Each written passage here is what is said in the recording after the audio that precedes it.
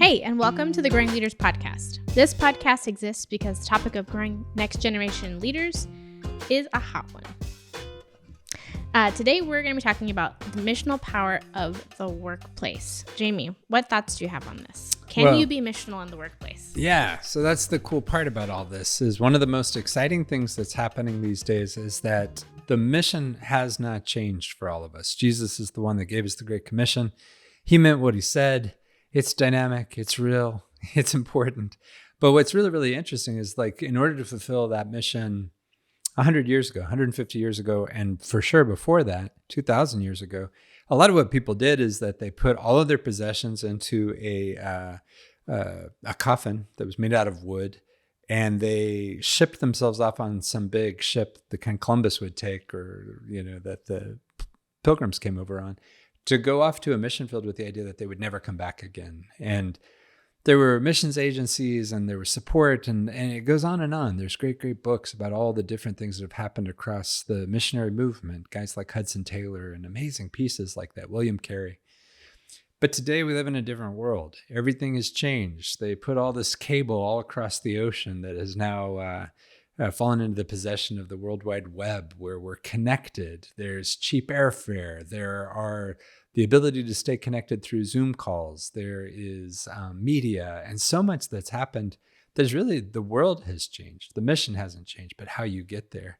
And what's really, really interesting, what's perhaps the most intriguing thing to think of is the power of local indigenous leaders, the power of being where you are. No one will ever reach your neighborhood as much as you will as a neighbor.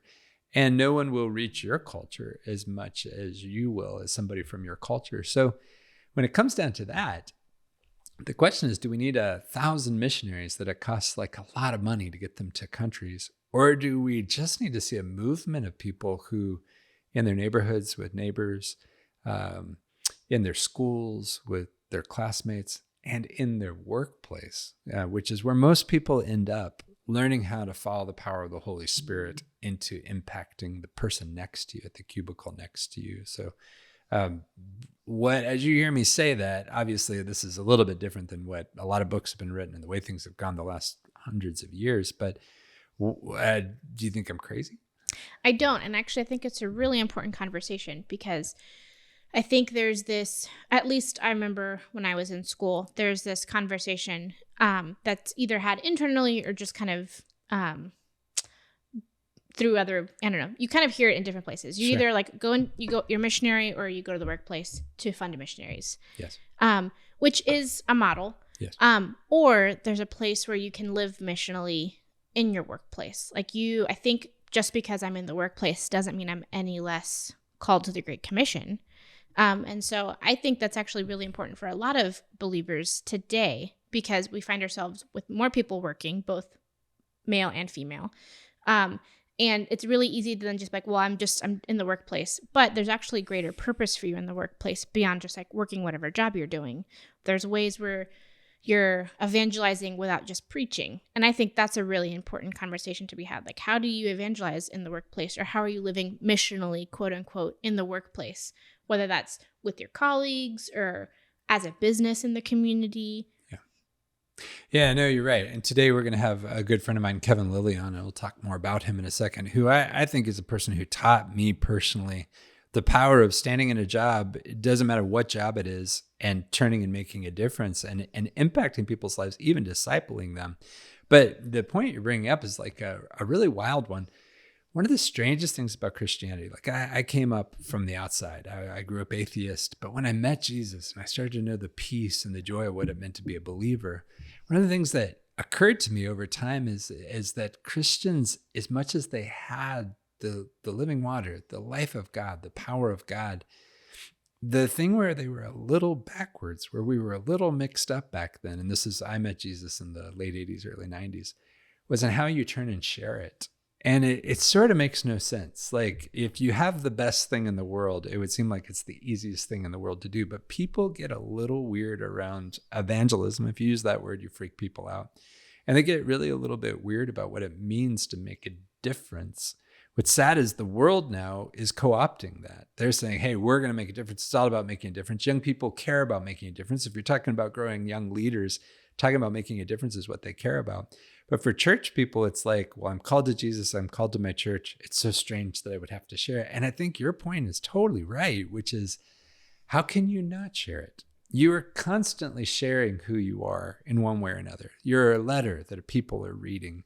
You are overflowing. Whatever's in you is splashing onto the people around you. And so if you think that way, how would it be possible that you could have the power of the Holy Spirit, the same Holy Spirit that raised Jesus from the dead, the power of God inside you, and it's not making any difference on the people around you? And so when you think about that, with all of the amazing people that are within churches, all the amazing people around the world that are in the workplace doing such meaningful work, being led by the Holy Spirit in your workplace, hearing God's voice, being directed by Him, caring for people, forming them, investing in them, man, it is powerful. It could change the world. So have you ever experienced that in the workplace yourself? Or are you just talking smack to other people? Yeah, no, I have. I remember fumbling through it when I was younger. I'm like, this is work, and then this is faith. And then as I was a little bit older, in my 20s, I was working at Starbucks. You knew me then. Yep. And I remember always hearing like, well, like, love your neighbors. A lot of my neighbors are people that I already knew. Or like, and then I remember thinking, or like, the people that I work with, those are my neighbors. I spend 40 hours a week with these people. Like, they're my proximates. And there was this one lady that I had grown really close with, but she had some substance abuse issues, which wasn't foreign to me. There's a lot of substance abuse in my family. And I just was a friend. I honestly didn't know how to evangelize her or how to help her. Like, what she was facing was far beyond what I could do, but I knew to pray for her. And I remember talking with Anna Curry, who was discipling me at the time, about the situation, and she got talking to just like how to be a good friend. But I walked in one day in the break room, and she was like breaking down, like she was hysterical. And she was like, I just can't do it anymore.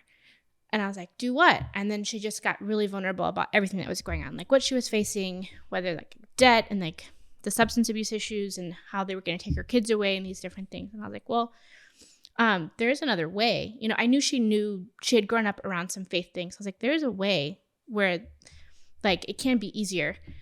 And that night we found an NA meeting, and I went with her. And I went with her for several weeks, but today, like 12 years later almost, she's still sober, and like she has her kids. But it was just out of like, it wasn't anything that I did, except for being present. Like, I didn't have any solutions for her. I couldn't solve her addiction issues, but I could be a friend, and I could like just listen. And it was helpful in having listened well before, because in that moment where she was breaking down, I could reference previous conversations where it's like, listen, like, you're stronger than you think. You've had to overcome these other things, and He's shown up for you. Jesus has shown up for you in these ways. He can show up now, but you have to make some choices. And for her, she would say today, or what she has said is that I listened well, that I didn't preach to her like other people had, saying what you're doing is wrong, but it's that I listened. And I think that's a part we all have to play in the workplace. One, it's living on mission can be translated as go make disciples, go tell everyone about Jesus. Jesus didn't go and just like shove the Bible down his throat. He loved people. He listened to what their needs were, and He loved them well. And so how do we listen to the people who we're next to and love them well, so that then when big moments do show up, He could do something? Yeah. And it takes getting over being a little dopey in the way we think. One of the things that you did that set yourself up for that conversation, because I knew you back then, is you're really good at your job. Like you had credibility and integrity, so that you weren't kind of the goofball that was coming in, but you had credibility, even just in the fact that you were doing your work with excellence. So I'm excited. When we come back from the break, we're going to have KEVEN on. KEVEN, he's a tall Jamaican, and I've known him forever. He was at my wedding. He's like a brother to me. But KEVEN came out of Jamaica, went to the University of Florida, where he got a degree in business. And really, the thing that I think we're going to hear from KEVEN today is just the power of taking any workplace and using it as a place where you get to be a part of forming young leaders. And I think I think there are going to be some cool parts about what we hear from him today that could give some really nice glimpses into what it could be for all of us. The other thing is he's got a real problem with his sense of humor. He's not funny at all. So I'm counting on you to try to like save because you're going to fall asleep. I mean, that's the thing is like, please, grab caffeine because he's one of the most boring people I've ever met. So of course I'm kidding. It's so untrue. It's so untrue. That's why it's so funny. All right. So we are here with KEVEN Lilly, who I have known KEVEN for a long time. KEVEN, I just want to go ahead and tell you that I let the entire viewing audience or listening audience know that you are a person who it's almost like a miracle of science that you're absolutely devoid of any sense of humor. It just like somehow just didn't come. And so I told them please to drink a lot of caffeine or do something because of that. Medical science. Well, that's one way of looking at it. Okay. Of course, that's not true. KEVEN Lilly is one of my best friends. I mean, I would say probably my best friend. You're more than a best friend. You've been a brother to me. And Christine, your kids call him Uncle KEVEN. Yeah, that's true. The kids call you Uncle KEVEN. Christine, when did you meet KEVEN? Sometime in San Antonio. So probably around 2010. Yeah. Yeah. KEVEN, do you have anything that you need to say to Christine? Like any unresolved issues, anything like that? Any unresolved issues? It's just this whole, we need to delve into the whole Pete thing. It's just the name Pete. Yeah, no, vote for Pedro. Pete. It's where it came from. Yeah. Okay. Just making sure. It is funny. Professionally, he does go by his full name, Peter. And so then I show up at his school. Or like even like when he was in grad school and I'd like show up to one of them and be like, oh, Pete. And they're like, Pete? Who's Pete? What? You go by Pete? And then he gets like very uncomfortable because he'd like separate church and state. So they were having a real hard time making the leap. Yeah. They're like, You're a Pete? We've always thought you were a Peter. Like, wait, we had no idea that was an abbreviation. KEVEN, go ahead. What were you about to say? No. Please, it is your podcast. Oh, thanks. You go ahead. We like to consider it the People's Podcast. No, the Leaders Podcast. The Growing Leaders Podcast. Thank you. So, KEVEN, fill people in a little bit. What is your current position? Like, where do you work? What do you do? I am a Uber manager for the Family Practice for Pets, which is Kitty Hawk Animal Hospital and Turning Stone Animal Hospitals. Owned and operated by an old friend of both Jamie, Christine, and myself, Randy Cottingham. His daughter, Amy Hooper, is also owner of the Turning Stone location, which is 2 years old, and Kitty Hawk is 37.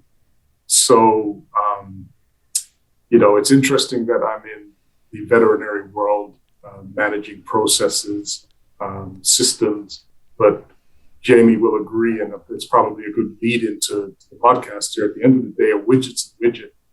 We're in the people business, and it's about developing people. It's about investing in lives, because nothing really is forever. You have a short period of time to make an impact into people's lives as they're gifted to us in many realms and shapes and forms that we get to pour into that, developing their personal and professional careers. So it's what I do, it's what I've done, it's what I've enjoyed doing. And I guess the big ball of Jamie Johnson that dropped into my life is what the beginning of this journey is really all about. So there we go. Well, while you were saying that, first of all, well said. But second of all, I was just thinking, you're a good looking guy. I'm sure I've said that to you before. Look at that. And when you do that with your eyebrow, that gets overwhelming. Christine, if you were going to fill KEVEN in a little bit on like the direction of what we talked about in the intro, where are we kind of coming from, and then I'd like to take it into a conversation with KEVEN based a little bit on a few decades ago. Yeah, I think some of what we were talking about earlier, but really the theme for today's show is the missional power of the workplace. And some stories were shared, and we talked about really. It's pretty common to think, oh, you either are a missionary or you go into the workplace to fund missionaries. But there's nothing in between. When really, even based on what you just said, like it's whether you're in the workplace or wherever you are, it's the people business. And so there's people with you. And so how do you live on mission in the workplace is kind of the topic for the day. Yeah, and I specifically wanted to bring you in, and I specifically wanted to do something that's a little bit goofy, which is to take it back to when I met you. And we had about 3 years together that I think I was thinking about, it was probably like around 1990 to right up into 1993, right in there, early 90s, where you and I worked together at the Florida Mall, which is on Orange Blossom Trail by the Turnpike. And it really was a mall that is a tourist mall.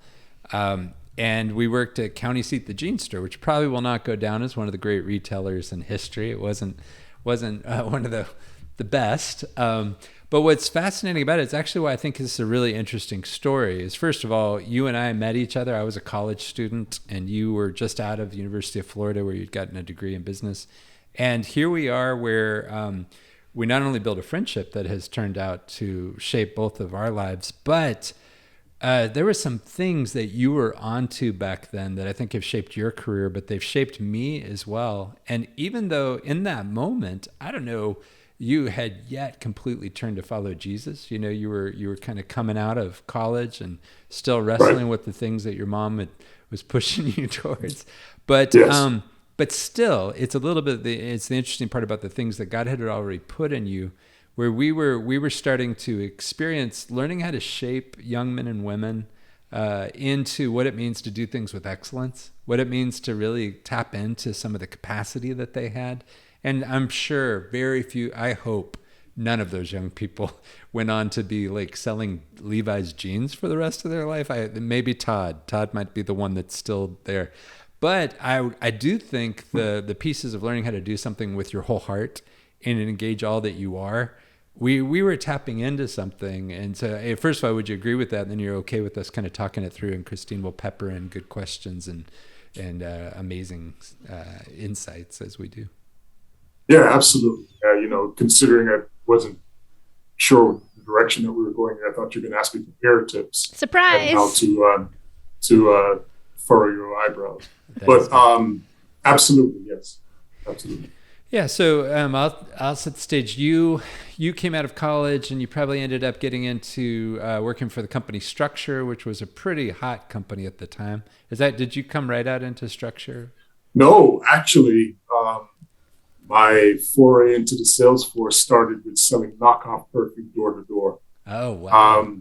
Yeah, I sure did. I drove around into these areas just on the outskirts of Orlando, Florida, not knowing where I was going in any particular day, armed with a bag of 12 assorted fragrances.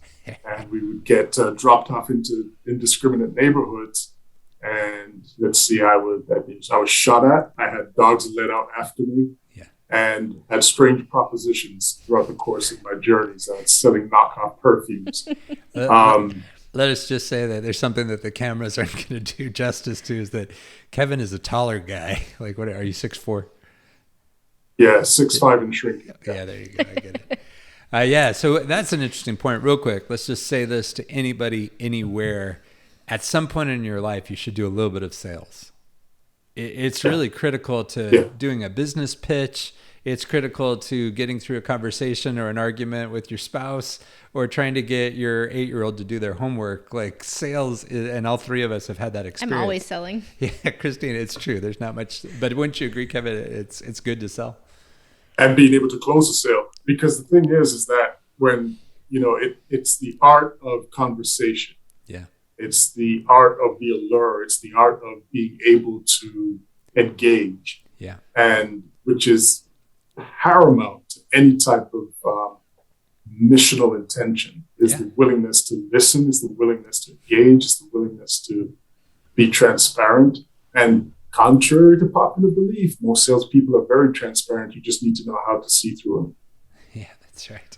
That's right. And you were talking, Christine was talking a little bit at the beginning just about the power of listening, how important that is. If you're in a people business, which we all are, even in just the game of life. It's being present, like you can't be present if you're not listening. Right, exactly. And, seeing a need and meeting the need is also a big piece. piece of it as well. So yeah, so you come out and you get out of that being chased by dogs into you ended up at Structure. Structure was a hot retailer at the time. It was out of the Limited Express, which was killing it. If you walked into a mall, you saw Express stores, you saw Limited stores, you saw Structure. Structure was the male side of it, so it was a lot of really cool graphic T-shirts with kind of this Italian kind of vibe going to it, and then they later on tried to move into more and more of selling like pants and selling shorts and stuff like that. But they were really, really popular. You ended up there, and then somehow you ended up popping over into County Seat, the jeans store. So County Seat, they had a huge jeans room in the back of their stores where it was like is any kind of Levi's you could count on, and also their own brand.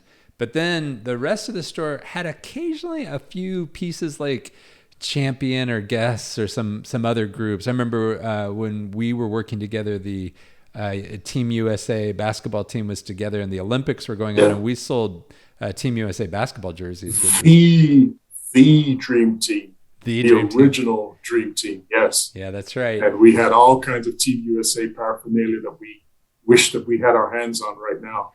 Yeah, that's right. It would be worth something. And then then they sold their own brand of like these screen printed kind of weird fashion pieces that all had this Aztec piece. I do have to tell this story very quickly where KEVEN, I'll get into this in a second, how we were working together, but this European tourist came in and he didn't realize that there was a girl's side of the store and a guy's side of the store. And he came to me with like a lady's blouse and he wanted to try it on. And I went up to KEVEN and I was like, what do I do? And KEVEN was like, you have to serve the customer. So I let him into the fitting room. The guy comes out in the outfit and he asks if there's matching shorts. I had to really size up. It's very European. Yeah, to get a size 14 for him. But then after that, he comes back and he brings a friend who gets a matching exact outfit. Totally upping. KEVEN thought it was hilarious and I was mortified. But to come at how we met each other, you ended up being kind of a floating manager, kind of a training manager who was kind of floating in the district. There was a guy that was the manager who was not doing so well at the store where we were. And I was a sports writer and a youth pastor, and I needed a job just to make some money. And so I started working there, and we had a shift where I think you were floating, and we ended up meeting each other at the kind of and getting to know each other and had an interaction. So that's how we met. Am I leaving anything out that you think is critical to that?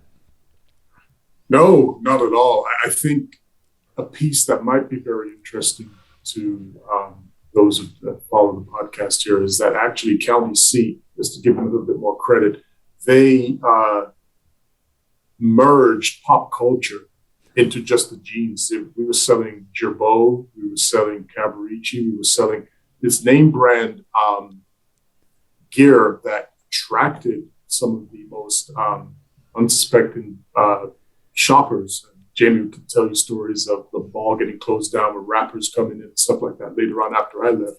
But the whole cap, baseball caps, the White Sox, brands that were selling and moving through a hip hop culture and changing the way that people communicated how they dressed. And so it gave us an opportunity to also speak into a completely different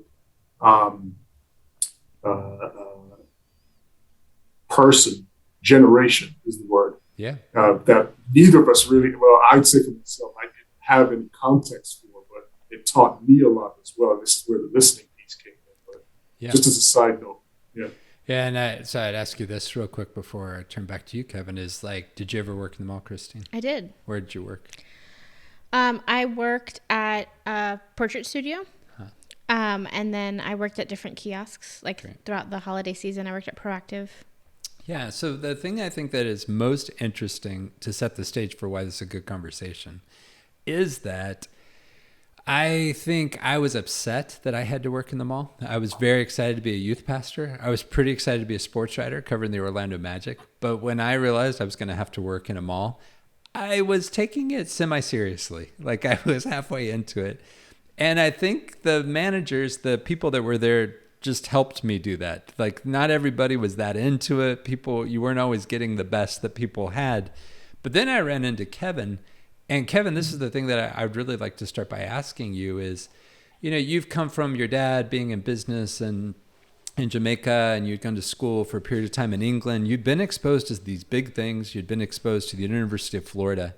And you come into a position where a lot of people would say, hey, it's not a Fortune 500 company. You're not working on Wall Street. But you took it so seriously in a cool way. Like, not seriously in the way where we all walked away and we're like, God, well, geez, this guy doesn't know where he's working. But like, it was inspiring. Like, you gave yourself to it. You gave yourself to the young people that were working there. You gave yourself to this flow of tourists coming away from Disney on rainy days to the mall.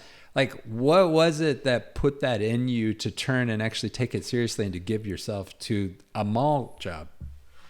Well, that's really a good question. I credit my parents, my dad in particular.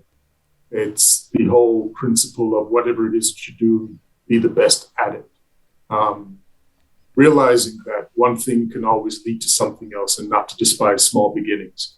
So the knowing that I had a gift of gab and the ability to relate, if you will, I thought that this would be a stepping stone because I couldn't really find I graduated from college in the 80s. It was one of those, it was a double-edged sword, almost a conundrum, because they wouldn't hire you into these quote unquote Fortune 500 companies or anywhere else that you had experience. But to have experience, you need to have work.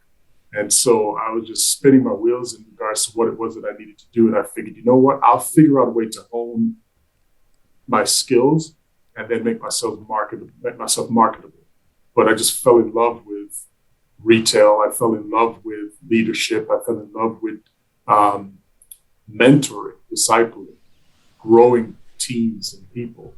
And the rest is history. Well, that's what you did. So you'd walk into first of all, the hiring process, which I wasn't hired by KEVEN. I was hired by another lady. But with KEVEN, I remember there was one day where he's out interviewing somebody, Christine, and he realized that this person has some boundaries. And he was just thinking, like, how good is she going to be? So he said, okay, she had answered everything well. He said, okay, would you stand up on the bench and sing happy birthday to me? And she was like, no. And he was like, all right. And then another one, he asked her to dump her purse out. But it wasn't because he was being weird. He was just saying, where will you go? Like, where will you go? What are you willing to do? So the process, first of all, of selection of who gets to be a part of this team. Because honestly, if you're a manager and you hire in a goofball, or you're a manager and you hire in a showboat, or whoever you hire in, that impacts the life of every other employee in that company. First of all, if they want to win, if they want their company to do well, if you want to be a good store, but also personally, my own development, for any employee, whoever you hire in is either going to get in the way or going to help me. And so the piecing together of the team and the point of hiring, you did really well at that. So you establish a culture, and it's sales. So it's very competitive. So you want to establish a culture of winning, but winning the right way and having fun, enjoying what you're doing and having an understanding and commitment to a team and the team effort. And it's about goals. So you have certain key performance indicators. And basically you're as good as the sum of the total pieces. And if we had one team member that wasn't a part of it, we had one team, like Jamie's point, we had hired a goofball, we've sullied the culture somewhat. And the team that you assemble will be quick to call you out on that because they'll let you know that this person doesn't fit. And it's either we're going to try and bring them around because I believe that every mind and every person can be developed in some way, shape, or form. So it's either that or there was an exit strategy. Usually we have Jamie handle that. That sounds about right. Yeah, that's right. I'll say another piece that you talk about right there. You talked about that it's got to be fun. Because first of all, you want to put people on a team where we have a chance to do something extraordinary together, even if it's a mall store. And you did that really well. And you hired a great mixture of personalities and thought about that. But then the next piece that you did that was great is you made it fun. So you'd come on in, you do your take 5, you see your goal. You, first of all, writing in all caps, that's where I got that. You writing in all caps, you'd make just the take 5 sheet was fun and it had goals that were challenging. You'd come up with a nickname for everybody every day, stuff like that that's just goofy.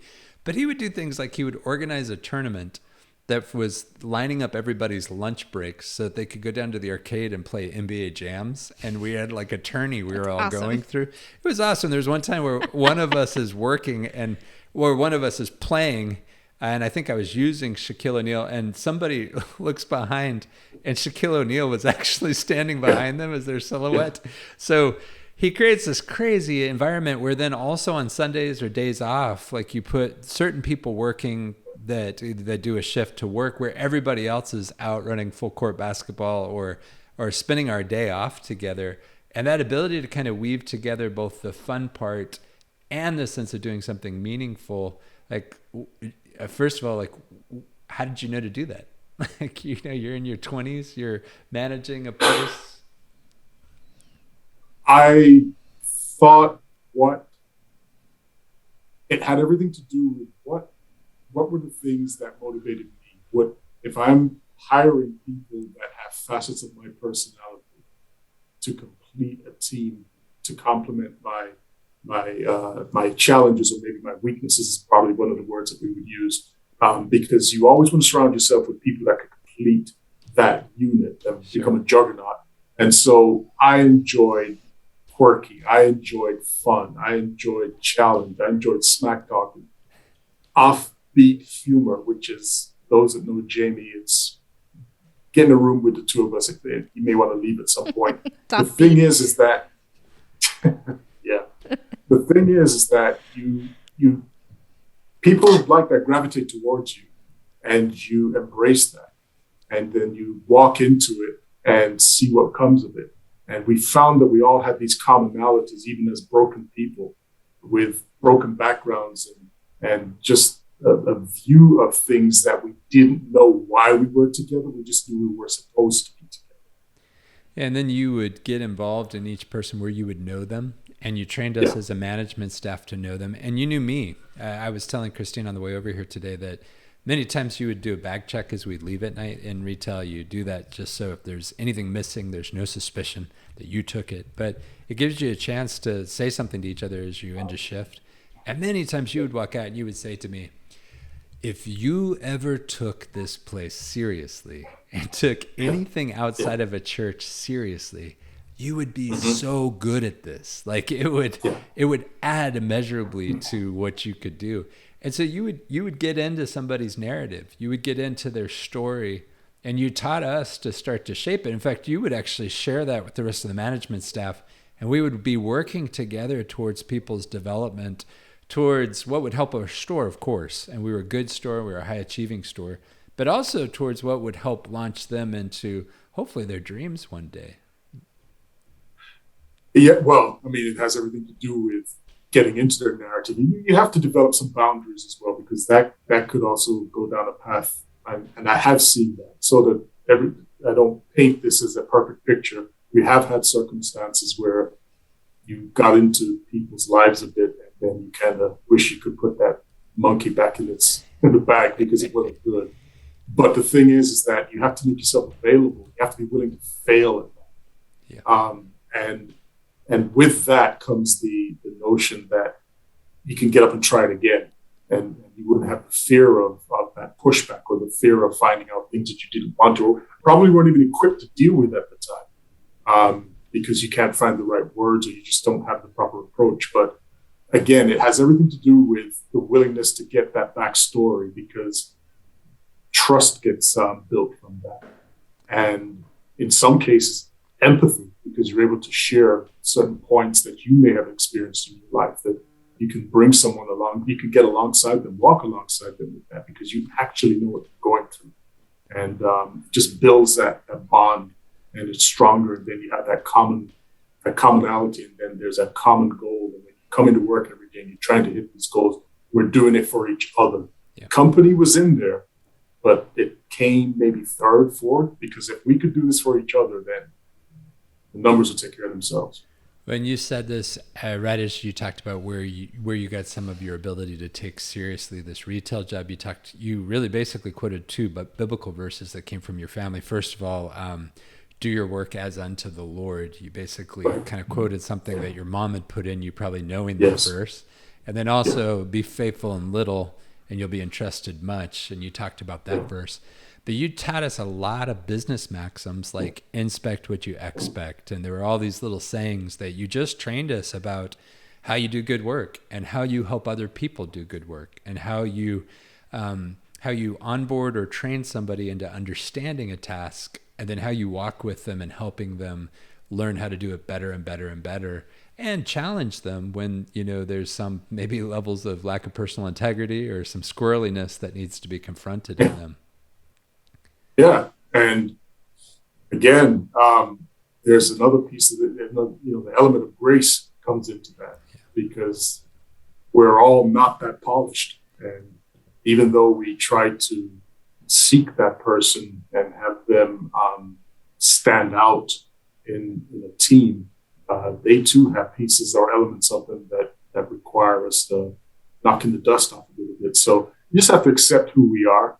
And, I tell my boys often, my young men, often, that people disappoint.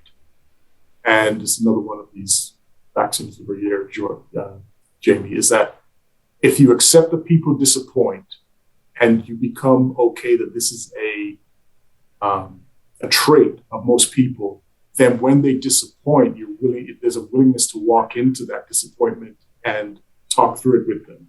But we hired many people that disappointed, but we were prepared because we could see it coming. Yeah, I know, Christine, you've been in a lot of work environments with Boy the Ball and different places where you've worked, where there is the ability to do something so well and so professionally that friendships begin to form, where it's not inappropriate that it's touching on other people's personal development. Even we've seen spiritual development, and knowing, and there's a way to do that in the Lord where it is professional. Like it isn't crossing a line. For instance, if somebody shares what they did last night and what you did last night happens to be an inspirational story, that's not unprofessional for you both to share personally as you're doing your work. That story, if your story ends up being engaging and draws them, that's great. There's all kinds of things that you can do in workplace where you impact somebody. For you, and you shared a story right at the beginning, but for you, what is the important thing to keep in mind to make sure that the business is growing in a way that's appropriate and healthy while you're also engaging somebody? I mean, I think this is something I've learned personally, but Kevin kind of nuanced it midway through there. But being where you're supposed to be is really important, because if you are where you're supposed to be, then you just need to be fully present.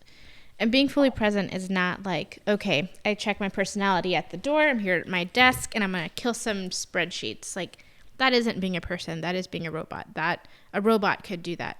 But businesses thrive, whether that's in retail or in an office or at a coffee shop or anywhere, in a medical facility, when the people are thriving. And people need connection. They need development. They yearn for that. That's what we're made for. When the Father made Adam, very quickly came Eve. Like, we need human connection. And we've even seen that in the last 2 years as things have shifted, geopolitically and because of the pandemic. Like, it's not good for mental health. It's not good for the workplace. And so then if we treat the workplace, whatever context that may be for you, as just a place where you do tasks, but you don't relate and you don't listen and you're not present, it's only going to be so successful. Yeah. But if you invest even a little bit of time outside of work or even during work to do some of the, just like, hey, like what's going on this weekend? Like, you learn about each other. You kind of, then how to depend on each other, or I don't know, you've developed real relationships versus just coworker, colleague kind of stuff. And that's where then the workplace thrives, because it's not just based on your tasks, but it's based on teamwork and camaraderie and like knowing that the person next to you is with you. Yeah, it's not good for a man to be alone. There are two stories that I'll just tell, and it'd be interesting to hear your last thoughts, and then we've got to go for today, but we'll have to have you back because, Kevin, this is great. One is I was my wife Kathy, who Kevin knew and actually was there as I met her, and Kevin was at our wedding. I got a call. She worked at a morning breakfast restaurant at a hotel in the parking lot of the mall we worked at. So it was like kind of fun, a little village community we had going on there. And I got a call that something had happened. She had just had some kind of wasn't a seizure, it was just this episode. It was really difficult to explain. We were going through a lot in that moment. And so I got to her and didn't know what was happening, didn't know if she was okay, was fighting to kind of try to help her. And I had to pick up the payphone. Back then we had payphones, not cell phones. And I called Kevin, and Kevin's at the store. And I mean, your shifts in retail for sure, but in anything, your shifts impact each other. So next person coming in relieved me. But I had to call Kevin and say, hey, and I was crying because Kathy, I loved her and she was hurting. And I called and I said, hey, I may be late. This is happening. I don't know what's happening with Kathy. And so Kevin just does this great thing where he just says, hey, like, don't come in. Like, don't come in until she's perfectly okay and everything's all right. And he took care of me, and he took care of her. And then, a lot of you guys know our story, and we'll tell more about this, but Kathy and I ended up in those early days getting just taken out for a year of our marriage. And when Kathy goes missing and I don't know what to do, Kevin has me come and stay with he and his wife to make sure I'm okay and to fight for me. And that is not a business model. That isn't business. What happened in the midst of us fighting together and becoming a great team together is a friendship formed that's been a friendship that's shaped our children, it's shaped our lives, it's shaped our marriages. But that is something deeply kingdom. The brother is born for adversity, a covenant relationship, devoted relationship. That's something that can spring up in a workplace as well as anywhere, maybe more dramatically if you consider the amount of time you spend in the workplace. And that was certainly something that happened with us. It's something, Kevin, that you lent yourself towards, but certainly then it happened for us. So first of all, thank you. And then, any thoughts about that as we wrap up? You still are a strange little man, but the thing is that, that's why it wasn't just me that cared for Jamie in that moment, because we all, got to know Kathy, and we knew the story. He says another time he was across the hall. So everybody saw what was developing. And to care for Jamie, first things first, is real easy to do. But more importantly, because we had invested in relationship. When we came to work, we knew what it was that we had to achieve. But there wasn't a person in the store that wasn't willing to cover his shift if they weren't there. There wasn't a person in the store that didn't want to know what was going on. And this is another nugget I got from my mother. You always do the good thing, because the right thing is so, it could be objective, subjective, but the good thing is always the good thing. And the good thing to do is to make sure that Kathy is cared for, and in essence that Jamie is cared for. And that's the least that we could have done in caring for him, was to see to it that we covered it. We are our brother's keeper. And the thing is that we thrived on that. They would have done the same for me. And that's a culture that we created at the county seat.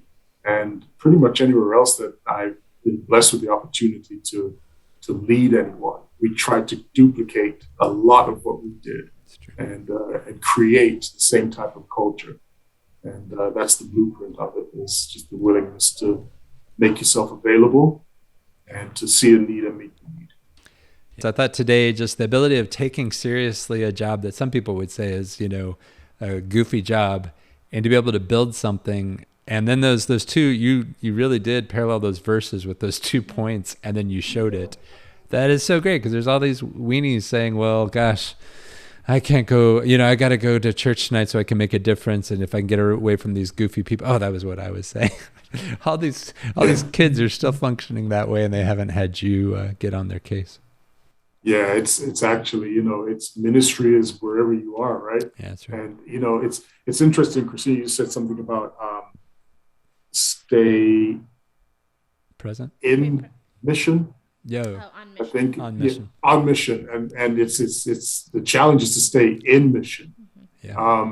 Whichever it was that you said, I was going to come with the opposite, because being a contrarian is a part of it as well. But I just thought that that was real wise of you to state that, because especially when you go through being quote unquote churched or raised, you think there's a blueprint to what that looks like. Yeah. And it doesn't mean that you become the next youth pastor. It means you go pastor youth wherever you are, or you walk alongside people and interject into their life in some way, shape, or form if they invite you in. Yeah. And That's tough to do if there isn't a willingness to engage and to listen and make yourself available. So this is pretty cool. Yeah. All right. I love you. Say hi to Toy. I love you both. Thank you. Bye. Right. Thanks. So, Kevin, he's funny. I thought he was a little tamped down today. He was like kind of trying to keep him. Office Kev. He was Office Kev, yeah.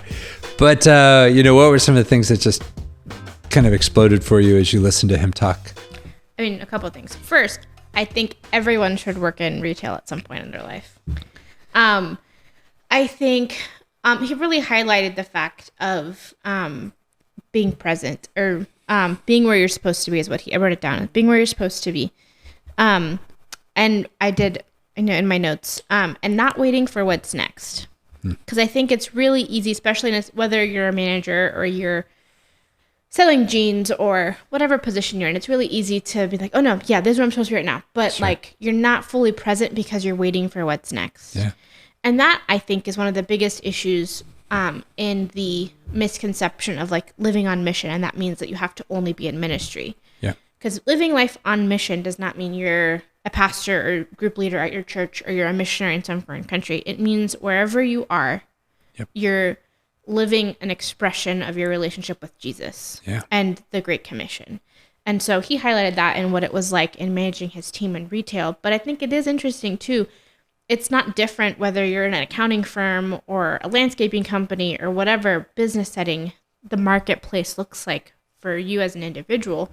The question is how are you as an individual bringing mission to the workplace? And so I also want to clarify something. Earlier I said you either are in ministry or funding missions, and that they're not in between. There's nothing wrong with funding missions. Sure. I work for a ministry. We rely on donations. We love people who do that. We love people. And let's just say, if you are one of those people, thank you. Yes, we are grateful.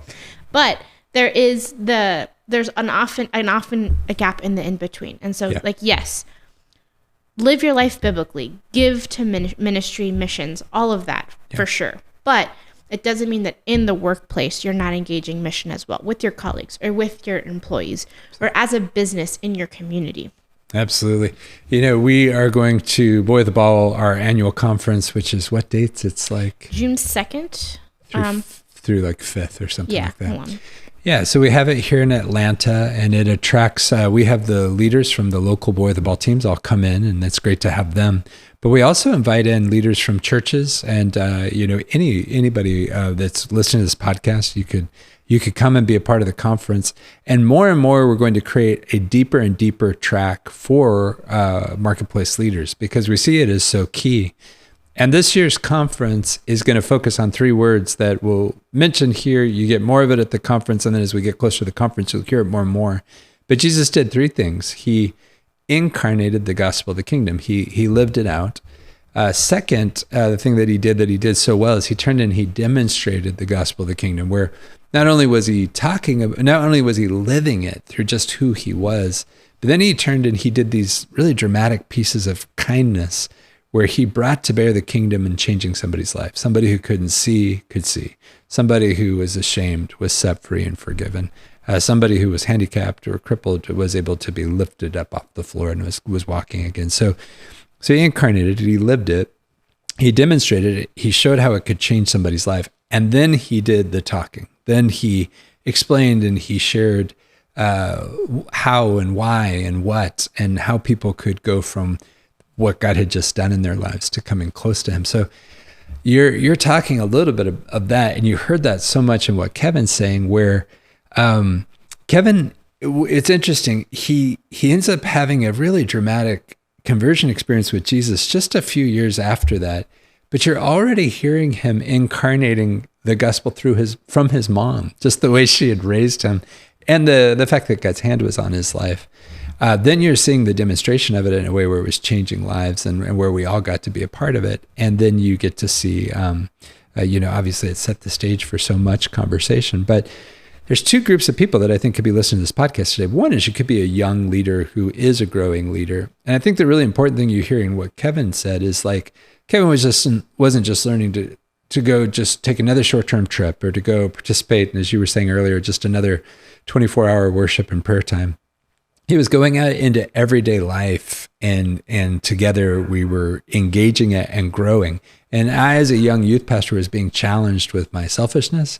I was being challenged with my lack of faith. I was having to work it out in a real life playing field that changed my life. I used to get in trouble with him and think he doesn't even know Jesus, but God's using him to discipline me. So first of all, for young people, for young leaders, wherever you go into the workplace, wherever you go, it's this opportunity for your life to be changed and transformed. But then on the other side, if you are somebody who is the owner of a business or a manager or has responsibility for anybody, think of the impact you can make. Like, think of all the people's lives that you can change, right? Yeah. I think the conversation Jamie is referencing earlier about the 24-hour worship service was actually a conversation we had off camera. But what I was saying was, for a lot of young leaders who want to engage mission, especially now, like it's in 21st century missions, like it's different culture. The first thing everyone thinks of is ministry school. And there's hundreds out there. There's a million ways you can go about it. You can go to theological seminaries and like go right off the bat into that, which isn't as common though. People are going into these hybrid ministry schools where you're learning to pray and worship and you're sponsored to go, and there's semesters. They're set up like college. Yeah. But one of the best ministry schools that I experienced is actually just being out in the workplace with people, working a regular job and having to wrestle with through my faith and like what Jesus is saying, what he has called me to, the Great Commission, living life with others, and then in this place that he called me to, which is, Starbucks or restaurants or bars, like wherever I was working, and then to engage those people that were my proximates, that were right next to me for 40, 50 hours a week. There was no better training ground than that. And so I challenged that way of thinking. But then, like as a business leader, like how do you, if you're a business leader and you're listening, how do you then take the people who are in your care? Because they are there serving your business, but they're with you for those 40 hours. They're in your care. How will you train them to be different in the workplace? What culture are you setting in your office that is challenging people to grow professionally and personally? And then as a business, one of the best ways you could do that is then to go engage the community. Do something together. Do a project together. Engage a local ministry, nonprofit, or event or camp or something where then you go do something together. There's a lot of research about employee satisfaction when you go do stuff together outside of work. And so I think that is really important. But then as a pastor who then is leading a flock through their, people are in the workforce or in schools, or you have people in ministry, weaving all those together, they're all equal. But the biggest challenge is how do you go engage those next to you?